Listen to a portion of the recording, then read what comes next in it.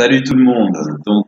Je voulais faire ma petite critique de la série Punisher que j'ai terminé avant-hier, je crois, avant-hier. Donc j'ai mis du temps à la regarder pour plein de raisons. Et finalement, je l'ai vue enfin. Voilà. Donc euh, je vais le faire en plusieurs temps puisque évidemment il y a des gens qui ne l'ont pas vu. Donc bah, écoutez, on va commencer déjà par parler de ce que c'est que cette série. Donc, c'est 13 épisodes de la série The Punisher sur Netflix. Donc, Netflix, chaîne bien connue aujourd'hui, qui permet d'avoir des saisons entières visibles en une fois. Donc là, les 13 épisodes, on peut les voir en une fois. Euh, c'est la suite de Marvel, des personnages Marvel adaptés sur Netflix, donc Daredevil en premier, il y a déjà eu 2 saisons, Jessica Jones ensuite, une saison, Luke Cage, une saison, Iron Fist, une saison, et enfin les défenseurs, ouais, The Defenders, voilà. Le personnage du Punisher est déjà apparu dans la série Daredevil. Comme toujours, il y a des suites il y a quelques éléments qui permettent de mettre en relation l'univers pour qu'on constate bien qu'on parle du même univers. Et donc une partie de l'histoire du Punisher a déjà été contée dans les épisodes de l'excellente saison de Daredevil que j'ai beaucoup aimé. Alors c'est une série qui a été créée par Steve Lightfoot. Je connais pas vraiment ce monsieur. Donc c'est le showrunner de cette série. Donc, je vais vous faire un petit peu le casting. Le Punisher John Berntal, Frank Castle, nom originel, mais là il se fait passer pour John Castiglione. Ce qui est étonnant un petit peu, puisque il me semble qu'en fait son vrai nom c'est Castiglione de toute façon dans les comics, qui a été transformé en Castle pour faire plus anglais. Voilà, donc ensuite on a Ben Barnes, Billy Russo, qui est donc l'ami proche de Frank Castle, qui a fait la guerre avec lui en fait, hein, la guerre en Afghanistan, qui leur a permis de vraiment créer des liens forts, des liens d'amitié forts, puisque forcément, comme souvent, c'est dans l'adversité que les gens se réalisent, on les connaît vraiment, et si ce qu'on remarque nous plaît, ben, on a forcément tendance à vouloir rester proche de cette personne. Donc voilà, donc c'est le pote. Donc on a ensuite Ebon Moss Backrash, désolé pour l'accent, qui joue Micro. Daniel Lieberman, qui est en fait un genre de lanceur d'alerte, puisque c'est un ancien agent des services secrets américains, qui est tombé sur une vidéo posant problème, hein, et qui habituellement a l'impression qu'il ne sert qu'à écouter les Américains, pour rien, voilà, à faire du Big Brother, a enfin en face de lui la raison pour laquelle il est devenu justement agent spécial américain. Donc, évidemment, ça tourne mal pour lui, puisque je n'en dirai pas plus. Voilà. Donc, c'est un spécialiste de la surveillance et qui va plus ou moins assister notre cher Frankie. Ensuite, on a Amber Rose Neva, Dina Madani. Donc, je ne connaissais pas cette actrice, comme le précédent, je ne le connaissais pas. Qui joue le rôle pareil, hein, d'un agent je sais plus si c'est le FBI ou la CIA, je crois que c'est le FBI. Extrêmement talentueuse, qui a un combat personnel à mener, parce qu'elle est une ancienne militaire et elle a des doutes sur le sort d'un prisonnier, sur le fait qu'en fait, qu'il puisse avoir été tué justement par des agents américains. Donc, en rentrant dans le FBI, justement, son but, c'est aussi de résoudre cette affaire. Donc, elle est déterminée à arriver à ses fins. Extrêmement ambitieuse, un franc-parler. Donc, elle est assistée pour ça de Michael Nathanson, Sam Stein, qui est donc au départ son collègue, qui lui est plutôt dépassionné par son travail. On a ensuite Daniel Weber, qui lui arrive un peu plus tard dans les épisodes, qui joue Lewis Wilson. Pareil, un ancien militaire, en reconversion, enfin en tentative de reconversion, en vétéran, qui a vraiment du mal à se remettre à la vie, à la vie classique, à la vie qu'on connaît tous. Voilà, un personnage super intéressant et très parlant de pas mal de choses, de notre réalité d'aujourd'hui et des réalités de la guerre aussi. Jason Moore ensuite, Curtis Hoyle, toujours un ancien ami de Frank Castle à son époque de soldat. Donc qui lui aussi a vécu la guerre, a perdu, enfin il a eu un grave accident. Et une fois de retour au pays, lui a trouvé la force de se reconstruire et par là même d'aider les vétérans à se reconstruire aussi. Donc il anime un groupe de parole, on trouvera d'ailleurs le fameux Lewis Wilson et d'autres pour essayer de sortir de leur état de vétéran, redevenir de simples citoyens. Et donc c'est vraiment un confident pour Frank Castle. On a ensuite Paul Schulz pour Rollins. Je ne vais pas trop en dire sur lui. Pour le moment. On a ensuite Jamie Ray Newman, Sarah Lieberman, donc la femme de Micro, donc David Lieberman, le lanceur d'alerte. Donc il y a toute la petite famille là-dedans. Puis on a quelques bonus. Je sais pas si je dois les dire maintenant ou pas, je les dis quand même. Donc on a Deborah Ann Wall pour Karen Page. Je n'en dis pas plus. Ceux qui ont vu les séries précédentes la connaissent. Ceux qui n'ont pas vu, vous allez découvrir. Rob Morgan pour Turk. Pareil, un second couteau, connu aujourd'hui dans l'univers de Netflix puisqu'il apparaît un petit peu partout. Et Roy Johnson, le détective Mahoney, qui lui aussi apparaît dans plusieurs séries. Voilà. Par où commence l'histoire bon, je vais déjà dire que voilà, moi j'ai beaucoup aimé sur les 4, 5, 6. Sur les 6 séries Marvel Netflix que j'ai vues, elle est facile dans mes 2 préférés avec Daredevil. Et c'est compliqué parce que pour certains aspects, je la préfère à Daredevil, pour d'autres, je préfère Daredevil. Voilà. C'est là où c'est compliqué. Donc j'en profite, je vais vous donner les notes presse sur Allociné. Donc presse 3,9 sur 5 étoiles.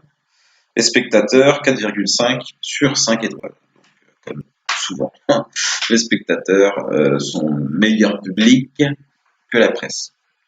Moi j'aime bien voir les deux.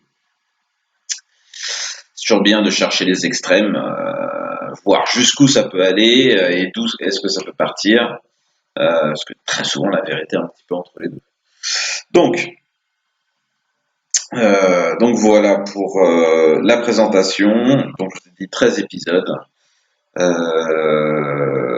Donc on reste dans le rythme classique Netflix. Ça veut dire 13 épisodes qui prennent leur temps, des arcs narratifs plutôt longs, un arc plutôt mythologique qui va soutenir l'ensemble de la saison, et 2-3 arcs particuliers, souvent plutôt 2-3 d'ailleurs, voilà, qui permettent en fait de faire avancer l'histoire par paquet d'épisodes et par paquet de personnages. Donc c'est à peu près la même formule de ce point de vue-là. Des problèmes pour Iron Fist, puisque bah oui, ce rythme lent pour un personnage vendu comme électrique, c'est un peu compliqué. De même, le manque d'adversité, le manque de crédibilité de l'adversité, bah, ce type de rythme sans grands enjeux, ça endort. Ça me l'avait fait aussi pour la deuxième partie de Luke Cage, même si les adversaires étaient déjà plus, les antagonistes étaient déjà plus solides. Mais malgré tout, il y a un moment où la thématique tournait en rond. Beaucoup moins pour Jessica Jones, même si sur la fin ça commençait à tirer un peu. Et même chose sur Daredevil, où il y a souvent des parties qui malgré tout tirent un peu. Et bien là, pour la première fois, je trouve que ce rythme est totalement adéquat pour cette série. Un aspect contemplatif qui marche très bien. Il y a de vrais questionnements riches et intéressants. Le personnage est extrêmement incarné. Et moi, ça m'a plu. Voilà. Donc, je vais passer un petit résumé un peu plus libre sur la présentation quand même du personnage du Punisher et de la problématique de l'adaptation. Donc moi j'ai déjà dit plusieurs fois, l'adaptation en soi et le fait de chercher la rectitude de l'adaptation ne m'intéresse absolument pas. Donc je salue l'ami Kevin Hénard qui a fait un super article à ce propos. Je suis à 150% d'accord avec lui. À partir du moment où on fait une adaptation d'une œuvre d'un média à un autre, quel intérêt si on en fait une copie, sachant que de toute façon ce sont deux médias différents. Donc je vais pas être trop long sur cet aspect-là, puisque oui, alors il y a des choses qui sont très proches du comics, notamment la trame historique du personnage qui est à peu près la même. La différence, c'est comme c'est un personnage des années 10, ouais, fin de 70. On parlait de la guerre du Vietnam, c'était un vétéran de la guerre du Vietnam. Aujourd'hui, on est en 2017, donc vétéran de la guerre du Vietnam, ça fait vieux. Donc, en termes d'adaptation pure, forcément, il y aura des déçus. Si vous souhaitez quelque chose de carré en termes d'adaptation, c'est-à-dire un copier-coller, vous ne l'aurez pas. Inversement, ceux qui souhaitent qu'on soit totalement détaché de l'adaptation, même chose, il y a quand même des parties qui sont clairement de l'adaptation. Mais bon, j'évacue rapidement ce fait, moi, je n'en ai rien à fiche, comme dirait l'autre. C'est pas mon problème. Donc, je fais un petit rappel quand même sur ce qu'est le Punisher à la base, parce que ouais, je reste un fan de comics. Donc à la base, c'est un personnage qui est créé fin des années 70, qui apparaît la première fois dans une histoire de Spider-Man. d'Amazing Spider-Man avec le chacal.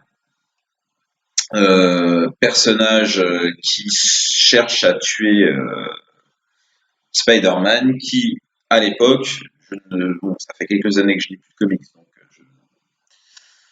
je ne sais pas exactement où on en est. Enfin, je ne lis plus de comics mainstream, plus de comics, très peu de comics de super-héros. Enfin, donc à l'époque, Spider-Man était un petit peu l'ennemi public. Donc le Punisher, qui lui souhaite être juge, juré, bourreau, évidemment, il l'a dans son viseur. Donc sa première apparition, donc je n'ai plus le scénariste, c'est la loose. Mais j'ai le dessinateur, c'était Ross Andru, bah oui, je suis dessinateur, hein.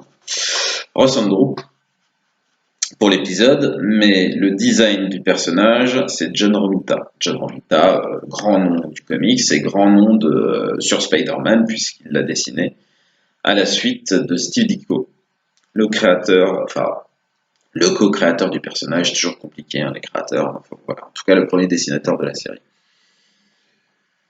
Donc là, c'est le deuxième dessinateur et c'est celui qui, pendant des années, était l'artisan des produits dérivés de publicité de Spider-Man. Voilà. Donc, qu'est-ce que je disais? Voilà, donc ça c'est sa première apparition. Donc au départ, il est clairement un méchant. D'accord? C'est un méchant. Il cherche à tuer Spider-Man qui est le gentil. Entre les deux, il y a le Chacal qui joue justement de l'obsession du Punisher pour qu'il puisse l'aider à se dépatouiller de Spider-Man. Donc apparemment le personnage a bien marché. Mais c'était encore une époque assez proche des années 60 et donc le Silver Age qui était beaucoup plus avec l'arrivée du Comics Code qui était beaucoup plus light en termes de possibilités et donc avoir un personnage de ce type. C'est à peu près la même époque hein, où les Wolverines sont apparus, les anti-héros made in comics, mais vraiment au sens premier sont apparus, donc les années 70 en gros. Et forcément, c'était difficile à cette époque d'en faire des personnages principaux parce qu'il y avait justement ces histoires de code. Il y avait ces histoires de licensing aussi, enfin, qui font que elle est mieux des personnages qui soient appréciés par tout le monde. Et bon, faut pas oublier que donc, voilà, l'Amérique, la guerre, c'est quand même un truc assez classique. Et le Vietnam, bah, c'était tout neuf encore. Et je vous rappelle que ça s'est mal terminé le Vietnam. Donc bon. Mais les années 80 sont arrivées. Et dans les années 80, justement, le comics a commencé à chercher à s'ouvrir à un autre type de public. Donc, pas mal de choses d'inspiration européenne, c'est-à-dire justement permettre aux auteurs de travailler sur des projets un peu libres en termes de contenu. Donc, il y a plusieurs personnages hein, qui se sont retrouvés dans ce cadre, souvent des personnages qui pouvaient le faire, hein, justement. Donc, on a eu du Conan, même du Hulk un peu, pour les connus, hein, parce que sinon on n'a pas fini. Et le Punisher, lui, a eu droit à sa mini-série, justement. Donc c'était en pleine époque enfin c'était quelques temps après justement des runs un peu plus réalistes de Daredevil de Frank Miller. C'était contemporain un peu avant, quoique, enfin, c'était contemporain des Watchmen, de Dark Knight. Enfin c'était avant Dark Knight, mais pas beaucoup. Donc il y avait quelque chose dans l'air. C'est-à-dire les années 80, on souhaitait justement faire des choses plus réalistes. Plus pensé, plus posé. Donc il se trouve que donc il y avait des personnages pour ça, le Punisher en était un. Et donc il a eu droit à ces séries dessinées par Maizek, Alan Grant. Entre-temps, il était paru, il était revenu dans des séries d'autres personnages, notamment dans Daredevil, justement, par Frank Miller. Des personnages quand même qui attiraient les gens, qui les attiraient. Donc voilà, cette série a très bien marché. Déjà d'une, parce que justement, étant donné que c'est une mini-série, ce n'est pas soumis aux mêmes restrictions. Donc oui, oui, oui. Dans cette mini-série, on voit que le Punisher, oui, c'est vraiment un tueur, quoi. Là, il y a du sang, il y a de la violence brute, même si on est loin de ce qu'on a pu faire dans les années 90. Hein, voilà. Mais je veux dire, là, on se cache plus derrière son petit doigt et on pose la problématique du personnage. Donc, problématique du personnage dont je ne vous ai toujours pas parlé. Et oui, désolé, mes amis. Pour moi, c'était important de mettre le contexte justement de la création du personnage. Donc Frank Castle, ancien bidas, ancien soldat d'élite au Vietnam, euh, excellent à ce pour quoi on le paye, c'est-à-dire à tuer, de toutes les manières possibles, extrêmement efficace, de retour au pays. Euh, de retour au pays, il est marié, il a des enfants. Enfin, il peut les retrouver. Et un jour, en se promenant dans un parc, alors je sais pas si c'est Central Park, je ne sais pas où, mais sa famille est prise entre deux feux. Et ils sont donc tous laissés pour morts, puisqu'ils sont en plein milieu d'une fusillade. Donc ils sont tous laissés pour morts, et en fait, le seul qui survit, bah, c'est notre cher ami Frankie, notre cher ami Frank Castle. Seul survivant, il se réveille, il a perdu toute sa famille. Et évidemment, comme les bons vieux films des années 80 de revanche, il décide de se venger. Et décide que justement, il ne peut pas laisser l'Amérique, il ne peut pas laisser la justice se faire comme elle se faisait avant, puisque il considère que ce qu'il a vécu était injuste, et il a le savoir-faire pour ça. Donc il se crée l'identité du Punisher. Je pense que c'est clair, le Punisher. Donc un personnage hyper armé de partout et avec un crâne sur le torse. Et absolument pas masqué. Hein. Voilà, le mec assume jusqu'au bout. Il assume sa violence, sans aucun problème. Donc voilà le personnage de base. Et voilà tous les questionnements qu'il peut avoir en lui et apporter en lui. Donc l'aspect guerrier de l'Amérique, voilà, c'est quand même un pays qui est perpétuellement en guerre pratiquement. L'état des vétérans, comment vivent les vétérans, les chocs psychologiques, des chocs physiques qu'ils ont pu vivre. Qu'est-ce que ça fait justement d'être un professionnel du meurtre, mais accepté par tout le monde puisque c'est son métier. Qu'est-ce que ça fait une fois rendu dans la vie civile. Qu'est-ce que ça fait justement de faire sa propre justice soi-même dans un état où on a le droit, dans un pays où on a le droit aux armes. Donc, quand on sait s'en servir, qu'est-ce qu'on en fait? Est-ce qu'on peut considérer que de ne pas juger quelqu'un qui est de toute façon un coupable, du moins dans l'œil de Frank Castle, hein, qu'on soit bien clair, euh, est-ce que c'est juste ou pas? Est-ce que finalement ce qu'il fait est si différent de ce que fait Daredevil ou de ce que fait Wolverine? Voilà, ça fait partie des questionnements réguliers du personnage.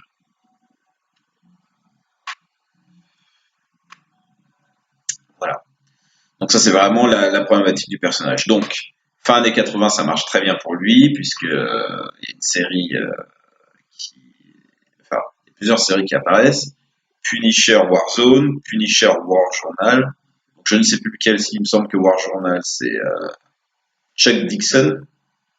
Il faudra me corriger là au scénario. Et Romita Junior, donc le fils de John Romita, celui qui a créé le costume, qui bosse dessus au départ. Pour Punisher War Zone, c'est Jim Lee.